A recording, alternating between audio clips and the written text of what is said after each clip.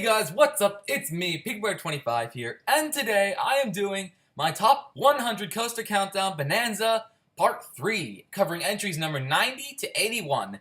Now, before we start, I have a couple things. I just want to say I apologize for not being able to upload for a while. One, because I haven't really had too much time isolated to myself, and also, when I did have time isolated to myself, I was usually out with somebody, because the time I would have had, I was busy with something. Also, I've been enjoying the nicer weather as of late. Because, you know, it's starting to get to that fall season. Everything's starting to get to the mid-70s around here. It's my ideal type of weather with a nice breeze. It's pretty nice, and I've just been going out downtown to enjoy the parks a bit more. Like, downtown, my suburban town, not Chicago. So, yeah. I'm just gonna say I'm sorry for not uploading, but, and also, this is like my 8th attempt, because I'm kind of frazzled right now. I've already tried making 8 separate recordings. It's really bad because I have this. It's very busy outside right now. Like, I tried to have a friend that tried to get my younger brother. I don't know. My dogs are going crazy as well, so I just can't forgive them. Well, I can after I'm done recording. They let me. We're just gonna segue right on to number 90, Dahlonega Mine Train at Six Flags Over Georgia. This opened with the park back, like in the late 60s, early 70s. It's a classic. It's vintage, but pretty bad. Still one of the third worst coasters on my trip that I went in 2015, however. Because, you know, Georgia Cyclone and Ninja were far worse if you'd seen 2015's entry, my In Reflection series.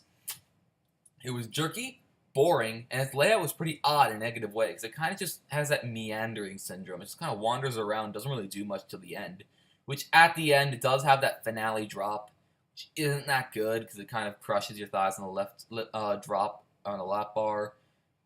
I don't know if that really happened, because my memory's kind of hazy on this one, because, well, you don't really go to a park to remember the mine train, because that's just kind of a sin. You're supposed to remember the B&M Hypers, or whatever, or Intamin Megalites, or whatever's at the park that's a star case coaster, like Daredevil Diver Goliath for Over Georgia.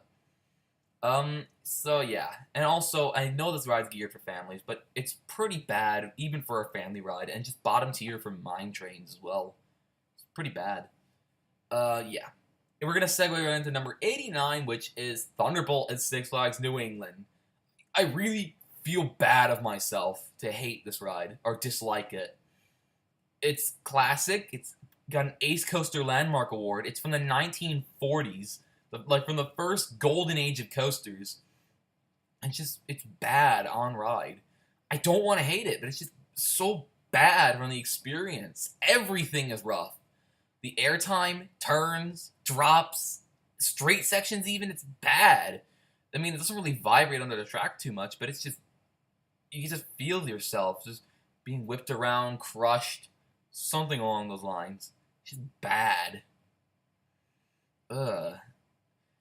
So yeah, with all that, also the whole train is contorting when you turn. Like it's desperately trying to fit onto the tracks, like the misaligned tracks.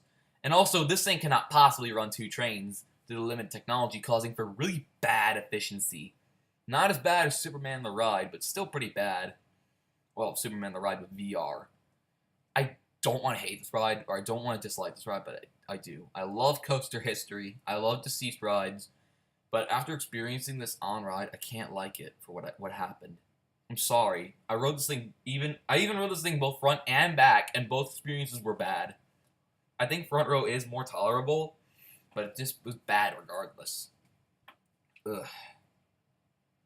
Number 88 is Cedar Creek Mine Ride, the vintage mine train that has been operating at Cedar Point since the late 60s or early 70s. It is the oldest operating steel coaster at the park, and despite the history and its age, I do not like this thing.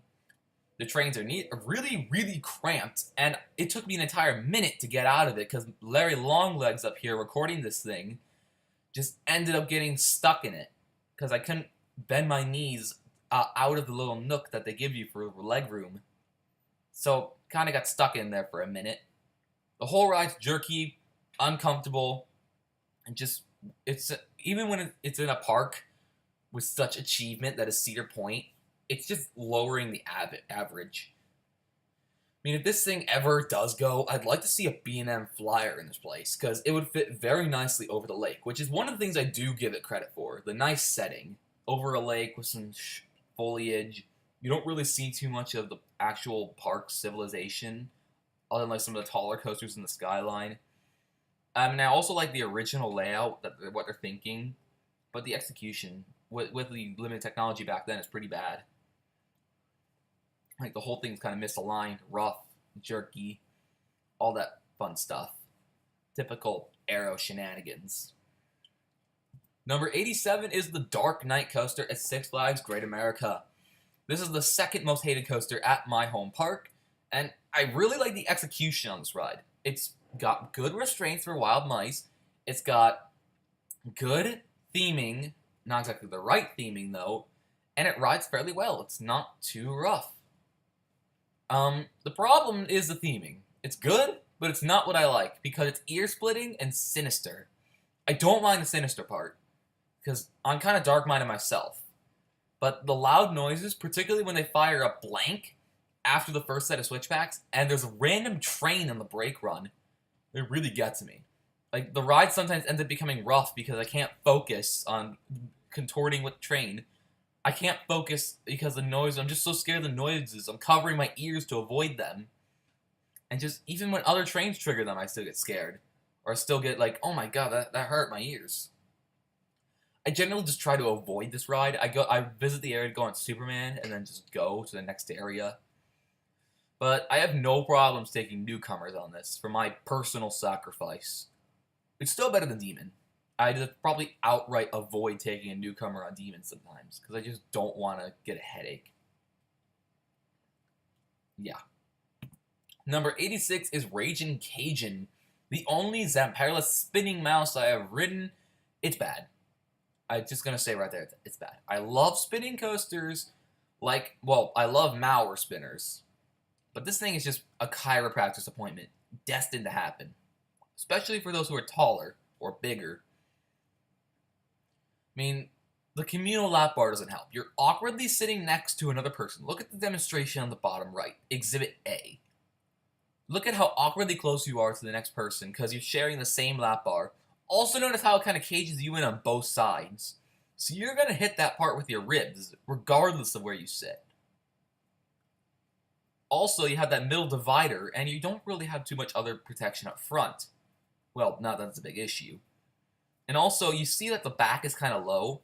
These are young kids, probably like no older than adolescents. So I'm already like halfway through adolescence, and I'm 6'1".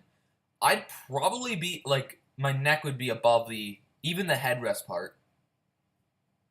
So yeah, I'd probably dislocate a vertebrae on this, slip a disc. And I did ride this thing last at Six Flags Great America in 2013. The photo on the bottom left is from Great America, because I just thought that would be more applicable, and also Six Flags America doesn't really have that many good photos of it. This is the one I covered that most of the layout. I mean, I visited Six Flags in Six Flags America 2014.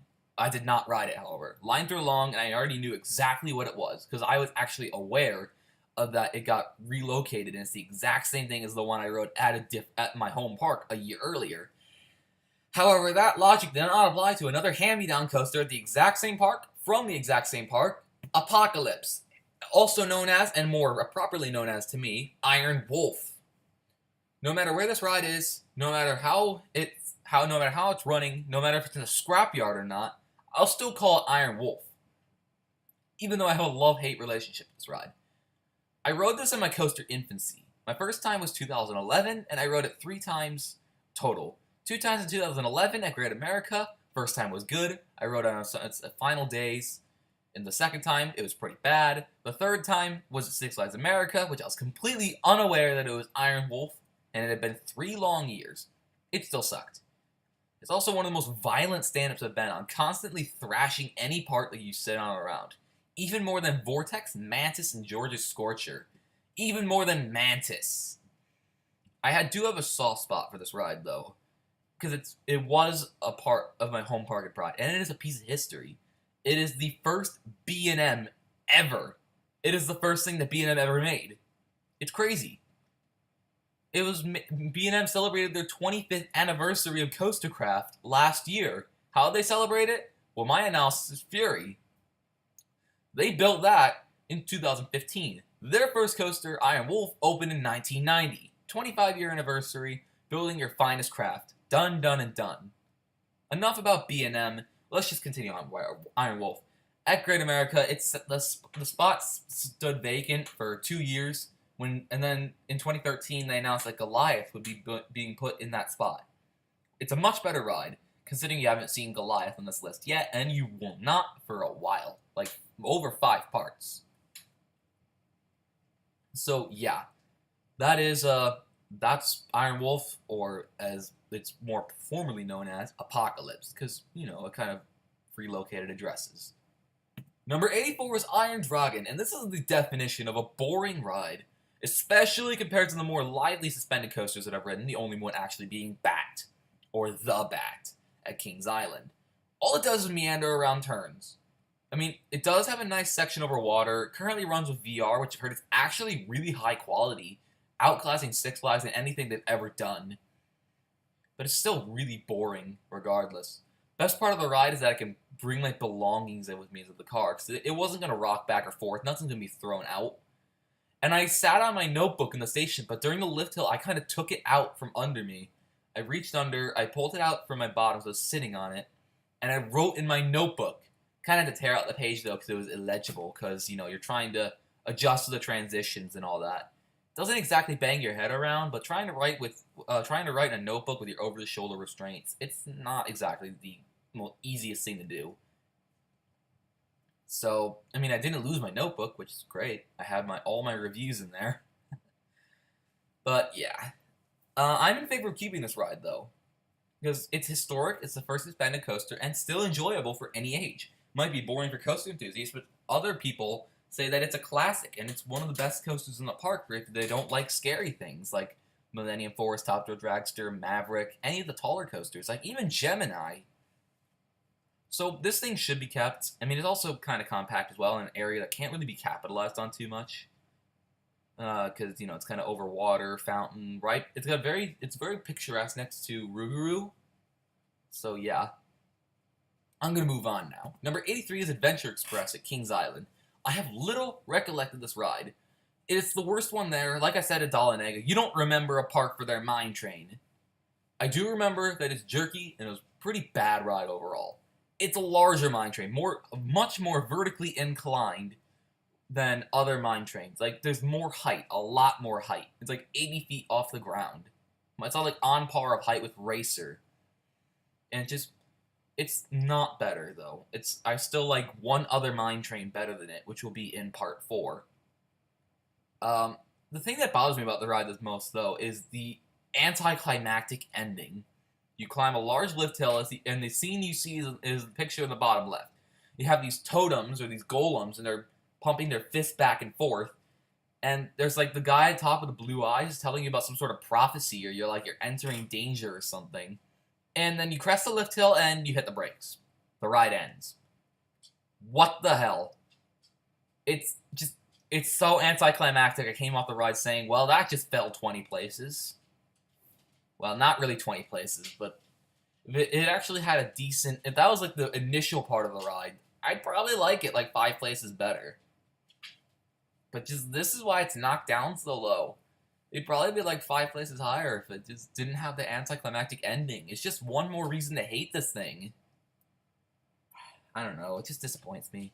But then again, if I ever ride it again, I might have, it might go up or down a place or two, depending on the notes I take. And this thing was actually, back in 2009, this was the best way to get a Rose Bowl view of Son of Beast. You can see it in Coaster Force's POV. It was actually very vintage. And you can see Son of Beast structure. There's a little trivia there. Number 82 is Vortex at the same park, Kings Island. I mean, it's large, but it's bad to me. I get the audacity. I like the audacity from Arrow to make this thing. And I know that Vortex is one of the most popular arrows from the classic era. When, basically from the period of their, Corkscrew at Knott's Berry Farm to Viper. Then they started getting computer alignment technology, or it's more like Shockwave or something, or Viper at Magic Mountain. It's just still bad to me, though. I have my reasons for hating this. I mean, I got bashed in my last video for not liking arrow loopers. In this one, I might get even more bashing. I just have a really low tolerance for pain and jerkiness. Like, if there's even any... If I come off the ride even the slightest of headaches, the slightest of aches, it gets jocked down to, like, the bottom half instantly. Or if it's just... It's either because it's mediocre or it's rough. Like, this thing, it's rough. Or not rough, but has bad transitions at times. It's just, I mean, I will ride this thing, like, maybe, if this is my home park, I probably ride it every so often because it's classic, and I heard that I can run good some days. I just won't like it. I mean, just be grateful it's not in the bottom 20. I'm not placing it ridiculously low. I mean, this could be ridiculously low for some people, considering what I'm putting above it come part 4. Because starting at part 4, part 5 is when things start getting really controversial, really crazy. You're going to see what I like a lot. Like, you're going to see a certain group of coasters that you have not seen yet. And that is, like, universally hated for being bland. I'm just suspensing it up right now. But right now, we should round out this last thing with another mine train. The mine train I said that is going to be above it, and another one in part 4 will be above it as well. River King Mine Train at Six Flags St. Louis. Probably the smoothest mine train I've ridden. It has just...